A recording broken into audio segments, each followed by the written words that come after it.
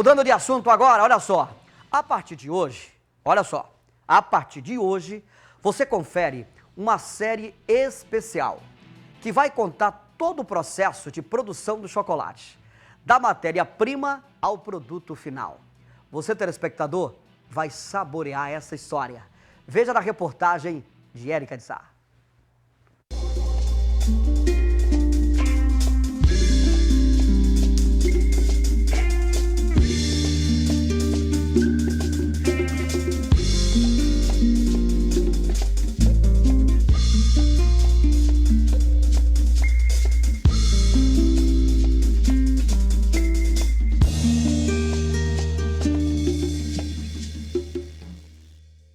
O cacau, também conhecido como alimento dos deuses, não leva essa referência à toa.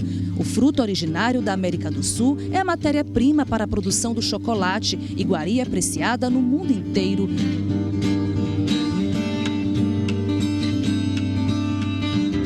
Mas um produto final de qualidade exige um cacau bem cuidado e com características que sigam os padrões de sanidade. O primeiro passo na obtenção de bons frutos é a escolha das mudas de clones. Elas precisam ter vigor, nutrição, estarem livres de pragas. Uma muda de cacau fica por 6 meses em um viveiro como esse, até seguir para o plantio.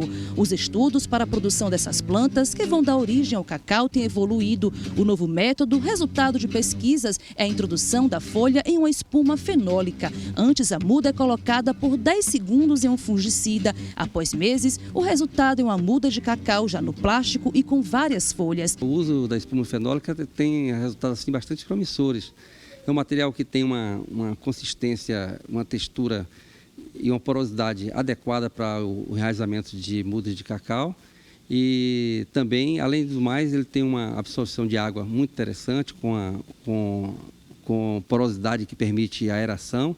E, além disso, ela tem um custo muito baixo, o que permite a gente pensar que no futuro pode ser uma coisa muito interessante para a produção de muda de cacau, baixando o custo da produção da muda. Os ramos também são objetos de pesquisa e, segundo engenheiros agrônomos, daqui a uns 20 anos os cacaueiros serão plantados em fileiras. Isso por causa dos ramos chamados plagiotrópicos, que crescem em simetria.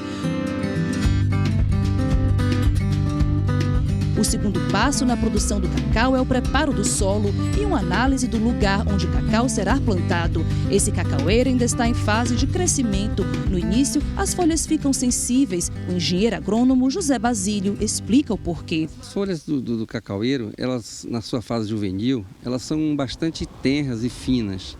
E por isso elas são muito sensíveis à ação, principalmente do vento e à ação direta do sol nelas.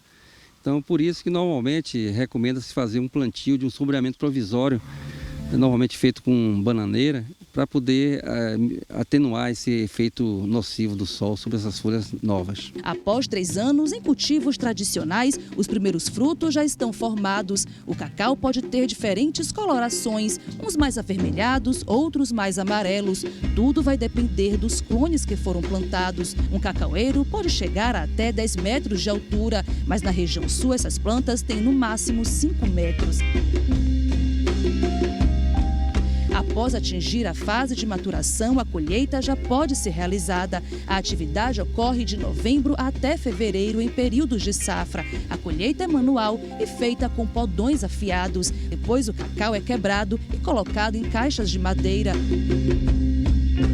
Dos cacaueiros para os coxos. Após serem colhidas, as amêndoas sofrem o processo de fermentação. Aqui os frutos são revolvidos ou misturados. Fazem que os nutrientes e o sabor inconfundível se sobressaem. A fermentação do cacau é realmente a etapa mais importante do beneficiamento do cacau, né? Que é o quê? É onde vai dar os precursores, vai formar os precursores do sabor e do aroma do cacau. E isso vai passar para o chocolate. Por último, seguem para as barcaças. Já secas, as amêndoas não precisam do pisoteio e são apenas misturadas. Para essa etapa, já existe até a mecanização. O pisoteio era importante quando o cacau ele apresentava uma carga elevada de mofo, né, externo, e as pessoas faziam esse pisoteio para que você pudesse liberar até mesmo as amêndoas, já que está úmida, elas ficam todas aglomeradas. Mas esse processo já foi substituído até mesmo por mecanizado, um processo mecanizado que você coloca em um equipamento e ele vai fazer essa mistura desse cacau.